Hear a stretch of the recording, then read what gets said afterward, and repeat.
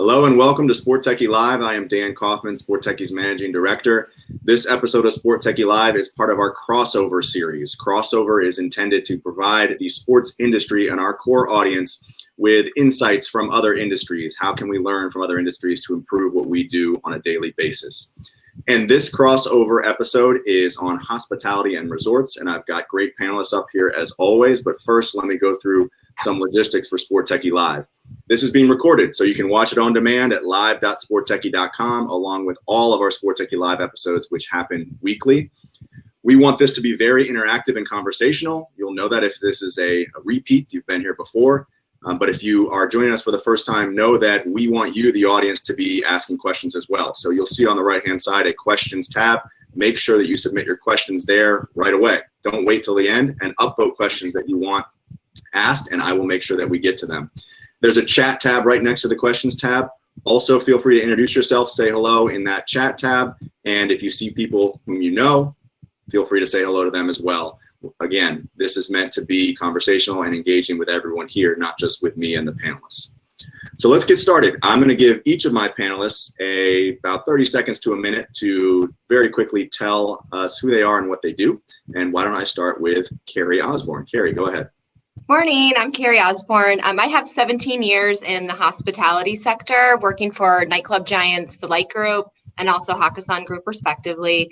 I've done a lot of marketing and VIP services with both of those companies. And now I'm actually in tech. I'm working for a company called Your Venue. So I'm sitting on the other side of hospitality now. Great. Thank you, Carrie. No problem. Don. Hi, my name is Don White, CEO, co-founder of Satisfy Labs. Founded in 2016, we take conversational search, use that to answer customer questions, turn them into actionable data points.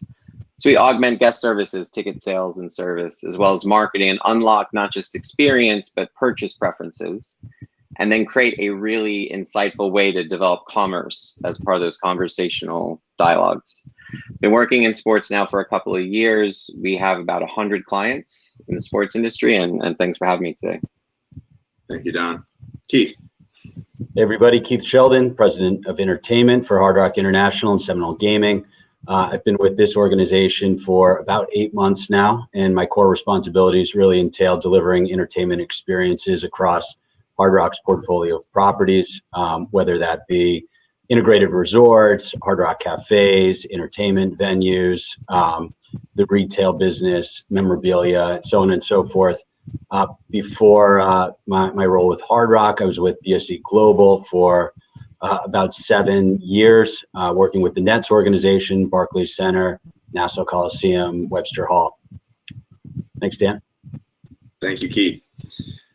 Keith, I think I'm probably going to start with you because you and Don, of course, have been on both sides of this, right? Don's now working in the hospitality and resort space through the relationships with Your Venue and others. Keith, you're on that side now, but before that, as you mentioned, you were with BSE Global, the ownership group for the Brooklyn Nets.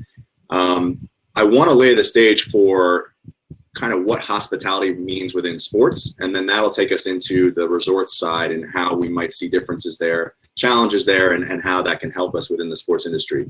So Keith, let's start with you, and Don, I'll probably ask you the same question, but what does the word hospitality mean to you when it comes to your work with the Nets and the sporting venue specifically? I mean, for me personally, it was sort of an 80-20 rule when it came to the audience that you were serving at the arena. Obviously, we wanted to take great care of all of our customers at Barclays Center, Nassau Coliseum, or wherever we were, but we knew at the end of the day that the P1 was driving the majority of the revenue, and making sure that we were providing exceptional experiences, whether it was for a Nets game or, a one-off sporting event that keeps consumers coming back and keeping those high net worth spenders engaged and wanting to experience more at your venue. That's really what defining the hospitality experience was all about. And, I think Barclays Center did a great job over the years, whether it was the suite amenities or the clubs or reimagining different spaces and providing, courtside seat holders one opportunity and experience, and your lower bowl seat holders another, and your season ticket holders a separate experience from that. But really, that was the name of the game. It was about access and experience. Got it. Keith. Don, what would you say when you define hospitality within sports? What does it mean? Our perspective was more about discovery.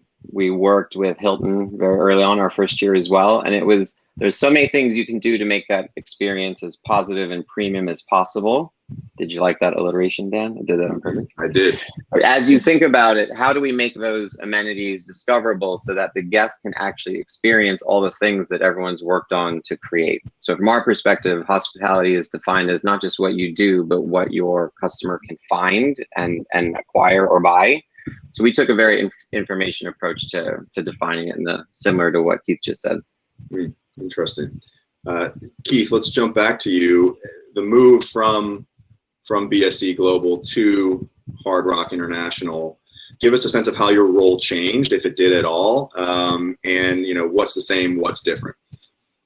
In the broadest strokes, the biggest change was working for an entertainment company like BSC Global. It was all about putting the best possible product on the court or on the rink or on the stage on any given night and monetizing around it. Whereas in the hospitality business, there's so many different revenue verticals that need to be focused on, and really entertainment becomes an essential part of that machine, but not the central part of that machine. And so that's certainly been a paradigm shift for me personally, getting more involved in different pieces of the hospitality business, but not necessarily always being the center of attention. Interesting. Well said. Carrie, let's jump to you. You've been in the hospitality space for a while, and you're in Vegas.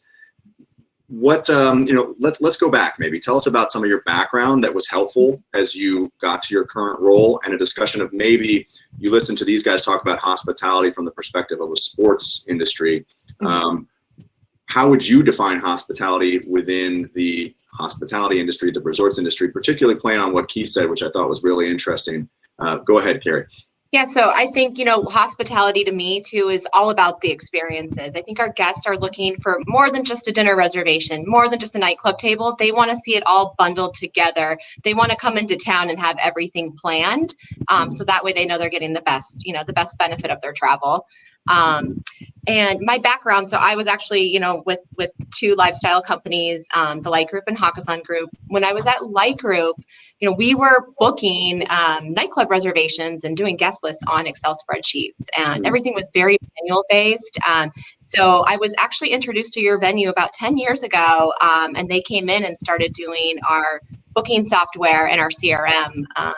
And then once I lost my job with Hakkasan Group last year, I sat on a marketing panel with your venue on tactics of, how we can move forward post-COVID.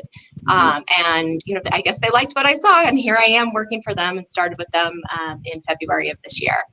Cool. And Carrie, we've used the term kind of premium hospitality, and I like that phrase. Let me ask you guys, and this is a question for everyone, right? And Don and Keith, maybe you might be well positioned to answer this, but how do we relate that concept of premium hospitality to sports? When I go to a game, I'm at this point in my life probably not just expecting to just watch the game. There's so many other things that I can do there, and so many other things that I might expect. So what's missing and what's there now when we talk about premium hospitality on my trip to a sports venue? Don, can I start with you on that? Yeah, I think it starts with the trip planning. Like a lot of our focus, especially with COVID, is the customer journey management. So how can we create an experience that the person is willing to pay sooner or more to actually outline their access point, and then what line they stand on? Is it short or is it long? And then where their seat might be, what food they have access to, and then what other things they can do. It's so common for people to ask questions like, well, what can I do with my kids once I get there? Not saying they don't love their kids, but they don't want to watch the game maybe with their kids and need them to go climb a rock wall or something. So as we kind of think about this future, I think you'll see larger packages of aligned or adjacent experiences that are more time-based, as opposed to just entrance into an event like we were used to pre-COVID. Keith, was there stuff that you would consider like premium hospitality at Barclays when you were there? Yeah, one of the things since leaving Barclays Center that I've sort of discovered is when you talk about different hotel properties, whether it's 5-star hotel brand or a more casual brand or for transient business travelers, right? You know your customer every step of the way. Whereas in a sports arena, everything is changing on a given night. And so really understanding that customer base and being able to be fluid and deliver to them on any given night what the masses are going to want.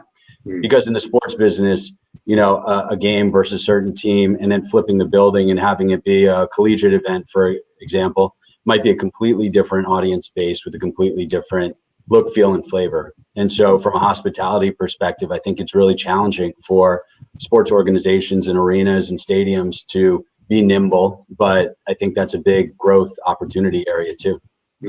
Interesting. Is it a sense that the customer changes so frequently we just don't know enough about the customer, and is there an opportunity to know more about the customer within the sports space? I think especially with advancements in ticketing, CRM, so on and so forth, we're learning a lot more about the customer in the sports arena setting. Also, you know, correlation between one event versus another and when there's like audiences.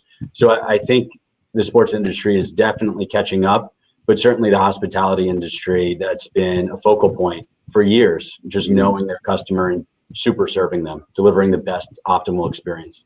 Yeah, interesting. Terry, what would you say to that, Keith's comment that, you know, the premium optimal experience has been in the hospitality space for years, and it's just kind of getting going here in sports? Yeah, I think he nailed it with the customer journey. You know, it's all about the pre-arrival experience. It's not just, you know, being at a hotel and getting the experience. It's the post-care, right? And I'd really love to see sports tap into that post-care. I have yet to see that yet. So it'll be something, you know, worthwhile for them to look at. Interesting. When we were doing our prep call yesterday, Carrie and Don, we talked about, I think the term was, what's the cabana of sports? Right. So like, what is that add-on that, you know, you're there for the hotel room, but there's the cabana that you could go check out, or there's this other premium opportunity you could check out. And maybe that's the question of the day, right? What's the cabana of sports? But Carrie, let's stick with you and let's talk a little bit about some of the tech that you all are offering to allow for people to more easily, you know, book the cabana, but also allow for the operators to more easily kind of deliver that customer journey and monetize the customer journey. And of course, there's a great term that you all used during our prep call, and I'm going to try to say it properly, but I believe the term is booketing. So we're going to want to understand what booketing means. But go ahead, cabana of sports. You nailed it. Yeah, so we came up with the term booketing. It's basically booking with ticketing meshed together. And really, that's how our company started. You know, we were a booking platform for nightlife, which we've tapped into a lot more verticals now with restaurants, spas, recreation, sports books, etc. So, you know, within it though, it's this enhanced guest experience. We have 3D interactive mapping. You know, guests can actually pinpoint exactly where they want to sit ahead of time. It's no more coming to the club and getting thrown a booth that you don't know where you're sitting. There could be an obstructed view. You can actually see where you're sitting ahead of time. And, you know, we have a guest services dashboard so they can look at like past visits and so forth. And they can actually day part too. So when you look at cabanas, you know, it's not about just renting out the whole day. You could rent out for a couple of hours and then flip that cabana for another guest throughout the day. So those are some of the features that we added on. What's the analogous area within sports for the cabana, Don and Keith? Any thoughts there, or Carrie as well? I mean, like, and then the second question to that is, you know, what is it within the sports world that we can sell twice in one day, right? You know, is there something there that we can take that knowledge from the hospitality industry and apply it to sports? Don, maybe I'll start with you. Yeah, one of my earlier experiences in sports, someone brought me to a game. They said, hey, the first quarter, we're going to sit on the 50-yard line. Second quarter, we're going to check out a suite and have lunch. And then for the third quarter, I'm going to put you closer to another suite on the field. And I thought this is such a unique experience because of my relationship to the team, that this is an opportunity to create elevated experiences where I felt like I was moving up this ladder throughout the entire event. We talk about what's a cabana of sports. It's, you know, where is the time-based experience that can be sold and that people pay more for? I understand the logistics of it. Keith will tell me the 20 logistics. Everything is hard, and I totally get that. I've never worked in a team. I can only tell you that people are constantly asking questions like, hey, could I even try this? Or how can I get into this? They might not be able to pay for the full freight, but they would pay for a segment. As you think about fractional ownership in all sports, even the horse racing industry, you could buy a part of a racehorse right now, Dan, if you wanted, and participate in the winner's circle. This is an opportunity to fractionalize the experience. I think what Kerry's team is doing is where we learned a lot of that from their tech. Keith, any reaction to that? Oh, Don, definitely agree. I mean, sampling opportunities create aspirational products, right? So if you upgrade somebody's seat to, still within reach segment, but that's a little bit of a bigger spend out of their pocket in a given year, that season ticket holder might enjoy the experience so much that they want to upgrade in future seasons. So upselling premium through sampling, I think, is an important piece. Going back to your original question, Dan, what's sort of the cabana of sports industry? When you think about the path of travel for any guest, let's use the guitar-shaped hotel that Hard Rock has in South Florida, not too far from me right now. The journey for the customer is arriving on a Friday night, going out to a great dinner, seeing a comedy show in the comedy club, and then, staying and gambling a little bit, waking up in the morning, enjoying an actual cabana by the pool, having a great dinner, and then seeing a concert, and then heading out of town on a Sunday. So what's that experience like in a sports arena? It's always been so concentrated, again, on that product that's on the court or on the stage or on the rink. And really, there's so many opportunities given only space limitations to bring consumers in earlier, more often, and keep them in the building later. So rather than, a Hakkasan type restaurant, nightclub, dining experience off-site, but nearby, how do you find those add-on amenities during sporting events that will keep, again, your high net worth spenders in the building, on premises, and wanting to stay and enjoy and spend money for longer? Do you think there's something there? I mean, this seems like the biggest challenge to me is not necessarily the tangential things that you can do at a sporting event, but like literally, is there a way to, it's going to sound wrong, but double sell a ticket, right? Like, hey, this person's going to watch for the first half, but they know they have to leave after that, and then we're going to allow someone else to come in and watch the second half. Is there any appetite for that? Have you seen any growth there? This is really a question for both Keith and Don. I'm sure there's probably a mechanism where you can do that. Where my head has always gone is similar to what's happening at Verizon Center in DC with sports betting proposition, where they have a sports book, sports bar attached to the facility that people are coming to early, spending discretionary income there before they go into the venue. Mm-hmm. And then is their experience within the venue that they go to post game as well. Mm-hmm. And by keeping people on site, but giving them a diversity of experiences, it's going to make them want to upgrade, and you can upsell them different experiences within the confines of the arena as well. Mm-hmm. Kerry, go ahead. I was going to say, I was with Keith on this. You don't have to change their seat to change the time-based experience.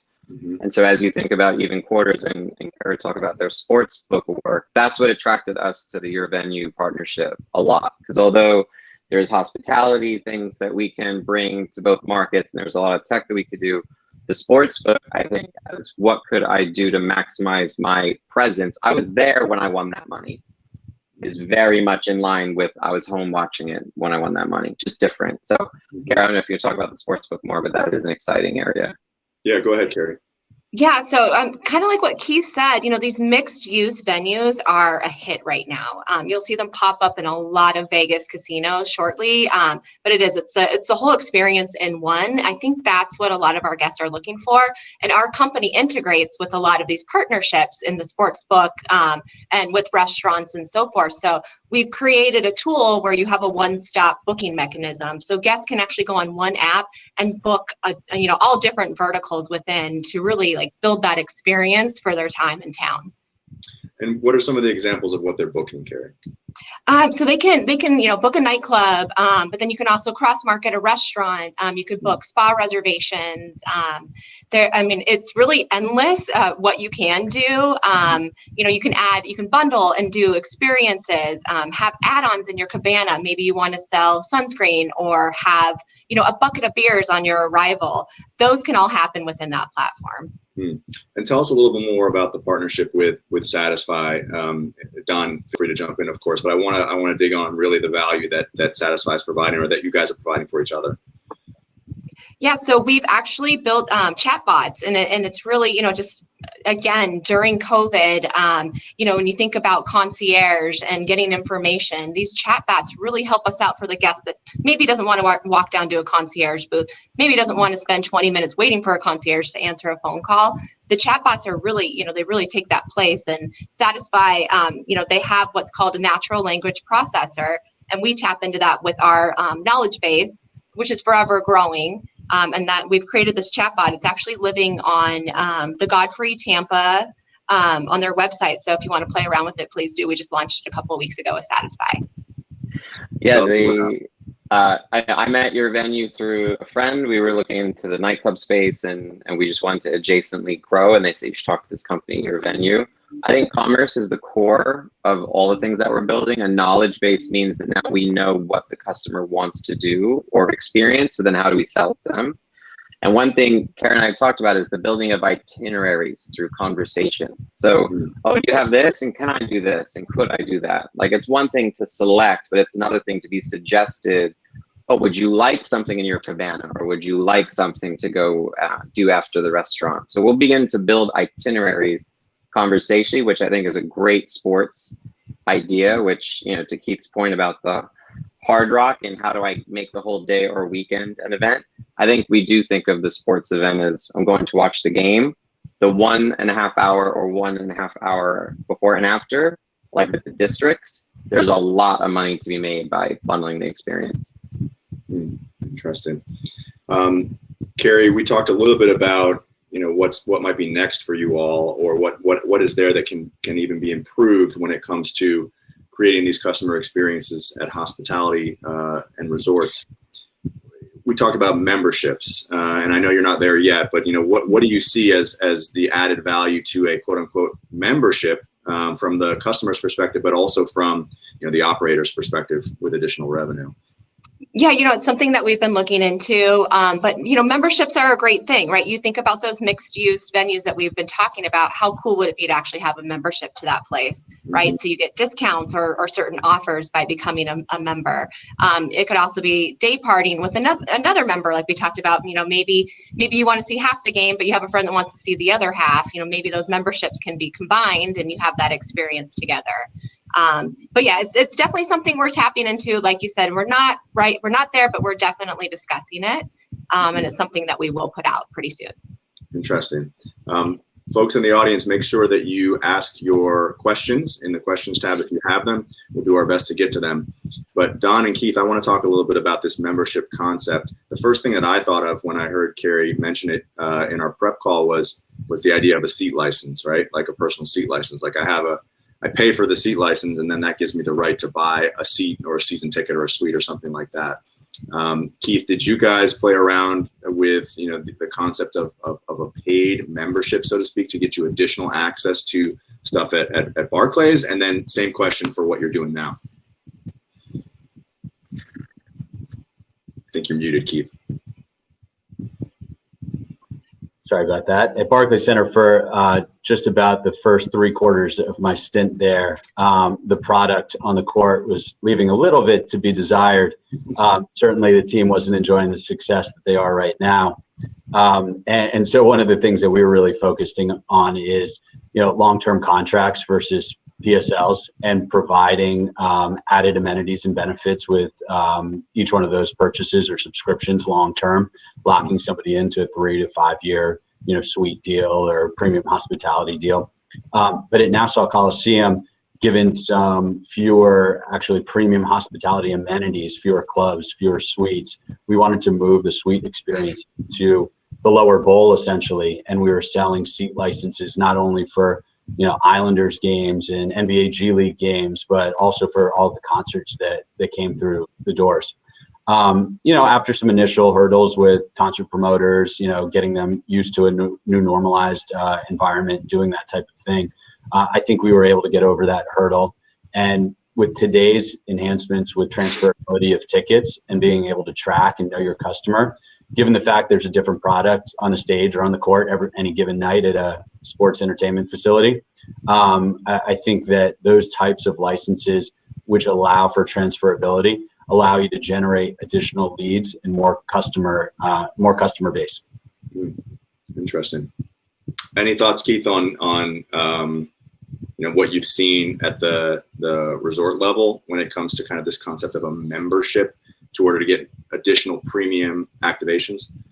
Well, one thing that has been truly untapped in the sports and entertainment world that hospitality does a great job of is creating loyalty incentives. Whether you're a Marriott Bonvoy member, you become a loyalist, you earn points the more that you go to different Marriott properties. And of course, there's different tiers. So you're being targeted by the different brands within the Marriott ecosystem. Not to break any news here, but Hard Rock's looking to roll out something very similar that will cross live entertainment space, the casino loyalty programs and the hotel loyalty programs, and also our restaurant businesses. So I think that taking some of those parallels and applying them to the sports landscape is something that really could generate more long-term users, just based on the fact that, let's take a competitive market like New York, where you have Barclays Center, UBS, Madison Square Garden, Prudential Center. Well, if you're a loyalty member at Barclays Center, and there's a jump ball between going to an event at MSG or Barclays, you might just opt to go to Barclays Center instead, because you're going to earn some additional swag or earn a seat upgrade or skip the line or something to that effect. Interesting. Don, let's hear from you. What are your thoughts on the membership concept? Where do you see opportunity here? Yeah, Keith just gave me an idea, which I wrote down. I'll have to give some credit for that. When you say membership, I think subscription, and usually subscription to me is a lot of the conversations I've had recently are physical and digital. Access to practice, access to a player that you wouldn't have normally. Look at what Twitch is doing with content creators getting subscriptions just to watch them do whatever they choose to do. So a lot of teams have actually said, how can we promote digital subscriptions, which then based on their location would become physical membership leads, kind of to Keith's point. What I wrote down, what she said, and I implied is, when we even look at our data, it's either a season ticket holder or a non-season ticket holder. That's typically how we segment the data. But yeah, how do you build out the more active or potential? It's a very important point that I need to think about, of how to tier the active and less active to try to build more leads and go a little bit between those two different sets of people. Thank you both. It's been a challenging year and a half, to say the least, as we start to come out of COVID, and significantly challenging for the sports industry and for the hospitality and resort industry. My sense, though, in talking with Carrie and other folks, is that the resort space, the hospitality space outside of sports, might be a little bit ahead of the sports industry in bringing people back, and there's a variety of reasons for that, which we don't need to get into. But Carrie, I think it would be helpful if you share a little bit about where you all are now in terms of capacity and bringing people back, and what you're seeing, and maybe even some of the challenges that you've seen that the resort industry has faced, and a solution for that challenge that might be relevant for the sports industry. Sure. So Vegas is currently at 80% right now. By June 1st, our governor is allowing us to be at 100%. But it is like the town woke up overnight. The last couple of weeks, we have just seen an influx of visitors. Hilton really hit it with the buzzword that they have out right now, revenge travel. I think that's what you're seeing a lot of people doing right now. People want to get out of their homes. They want a different scenery right now. And Vegas and our warm weather is where they're coming. So we love it. Keep coming, people. Keep coming to Vegas. But yeah, that's what I'm seeing right now, is this revenge travel going on. And I'll come back to you, Carrie, on a specific question around reservations, because we talked about that. But Keith, tell us what you're seeing. You're in the space now. Are people coming back? What's it looking like? What are some of the restrictions you're still facing? Certainly it's regionalized, with lockdowns in the UK. Those businesses have been shuttered, or in Canada as well. But having spent a lot of my time in South Florida throughout the pandemic, it's been a very business-friendly environment and one of the few domestic vacation destinations that's remained open. A lot of people moving from different locations down to South Florida as well, and to the Tampa area where we also have a property. So business continues to be strong for us. In fact, we're operating at record high occupancy rates across a long period of time. So that's been great for our integrated resort businesses. And then certainly on the restaurant side of the business, Hard Rock Cafes, and some of our more transient hotel properties. It's going to take a little bit for those business lines to come back. But the unique part about being part of a company like Hard Rock is, in Atlantic City, it's a completely different environment to what's happening in Florida. And of course, we want to maintain some continuity across our different brands and maintain those brand standards. I think Hard Rock did a great job rolling out a platform called Safe and Sound, which sort of set the industry lead for what was happening in the casino and integrated resort space. And we're sort of parlaying that into what's happening in live entertainment right now as well, as we kind of gear up for the reemergence of live events.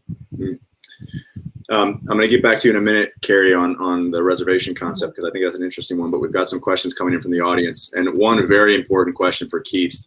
This comes from Praveen. She says, or she or he, excuse me, what's the backstory on the blue guitar? So the blue guitar, I wish I was good at playing it. Not yet. I'll learn someday. But every employee at Hard Rock gets a guitar when they come on board. So this is mine, and it's a nice prop for the background. When we have you on a year from now, Keith, you'll have to play. Yeah, I'll riff for you guys. Fair enough. Another question from Teresa Fortune. Teresa says, how are you building comfort and safety into the live event on-site experience? Carrie, you want to start? Yeah, with that, I mean, I'm sitting on the tech side now. I'm not on the operational side of a nightclub. But I think, everybody has their terms and conditions. Everybody's really looked into safety, security. I think we'll still see that social distancing happening a little bit. Not everybody's vaccinated, right? So that's been all the question, even though it's, something we probably shouldn't be asking somebody. So I think, there's going to be a lot of safety. You're going to see microbiome screens and anything that you're touching right now, that people want to make sure that their surfaces are clean where they're sitting down. And they want to make sure that tables are spread out so they're not, so close to a guest. And that's what hospitality has really had to look at this last year, right? Is how can we make it safe for our customers to come back? Thanks, Carrie. Keith, tell us what you guys are doing. Continuing to maintain some degree of social distancing. I think throughout much of the pandemic, it was about, hey, how do we get back without a solution? But once the vaccine started getting rolled out, it became a different psychology for a lot of live entertainment venues, and more about let's wait and be patient and wait until there's, enough of the population that's been vaccinated so we can come back in a more normalized way safely. So while social distancing and protective equipment and temperature checks and sanitization stands and updated cleaning metrics and resources within each of our venues is going to become paramount. I think that's part of the new normal. But at the end of the day, now that the vaccinations are being rolled out and capacity restrictions are being lifted, it's more critical now that, we're operating at whatever guidelines we're being given, but providing guests the tools so they can be comfortable in the experiences that they're enjoying. So perhaps you're at 100% capacity, but you want to be socially distanced. Does that person have the right tools at their disposal when they come to your venue so they can be separated from the masses? Thank you, Keith. Thank you, Carrie. Carrie, a question related to COVID that we talked about a little bit on the prep call. Is there a way to build in some sort of mechanism within your technology and the way that you're using the technology with Don, whereby I could show that I have the vaccine if that's what someone requires, or I could check boxes to make sure that I say I don't have a fever or whatever the case might be, some sort of a health questionnaire built into the entire experience with your venue? Yeah, I mean, a lot of companies have that in their contracts. You know, they want to make sure that you're healthy before you come into their venue. So there will be that checkbox, right? And we see that, you know, when we're traveling already with the airlines, it's just the same within a hotel. And a lot of hotels too have really wrapped it down where you check in and they give you a COVID kit, which I love. You know, they have the sanitation bottle and wipes and everything right there for you. I think that's something cool that shouldn't stop at all. Got it. Okay, let's talk about reservations. You know, you always think about that, oh, I have to make a reservation at the hotel, right? I'm just going to show up at a hotel and typically hope that I can get a room. Typically, you want to make a reservation at a restaurant, but sometimes you just show up and you want to eat and you don't have a reservation. Tell us what it's like now, though, in Vegas, at least from what you're seeing. I think what you told us yesterday was that everything requires a reservation and there's almost no ability to walk up. Correct. Yeah, everything is pre-ticketed, you know, payments in advance. People are wanting to book everything before they even get into town versus they would, you know that they're coming into town for, let's say, a concert, but yeah, they would just walk in and make their reservations, you know. That's not happening anymore. Everything needs to be pre-booked, pre-planned. It's a premeditated travel right now, and we really don't see that going away anytime soon. Yeah. And let me ask a question for that statement, because I think it's an important statement, right? We don't see that going away. But is that because COVID's going to be here for a while, potentially, maybe always here, we have to be careful? Or is it because there's actually advantages to this, and they're actually the people who are operating these venues or these spaces see a lot of value in getting that reservation, making sure that someone's part of a method of logging in and making that reservation, then collecting that data? I open that up to anyone. Yeah, I think it's a mix of both right there. You know, the guest is going to want to book everything in advance. And, you know, I think too, the venues want to see those things booked in advance too, so they can plot their tables properly. So it's a win-win. And really the pre-booking for the guest, it just puts everything at ease because everything is planned out. You built your itinerary in a sense, and there's no worries about, oh, am I going to be able to get into this club, or am I going to be able to go to this fancy restaurant that I've been dreaming about for the last year that might be booked up. Interesting. Don, any thoughts on that? Yeah, it creates premium tiers beyond just having a spot. And I think what I'm really loving about learning about the nightlife business, which I've been a consumer of the first, mid 20s and 30s, maybe early 40s. But, aside from being a consumer, now being able to set up my night and actually know that I'm going to have the maximum opportunity to enjoy myself and pay for it gladly is kind of why this is shifting towards us. We'd always handled a lot of pre-purchase questions, and then we saw a lot of post-purchase questions like, hey, I'm going to the event. Well, what do I do here? And where do I grab dinner? Where do I do this?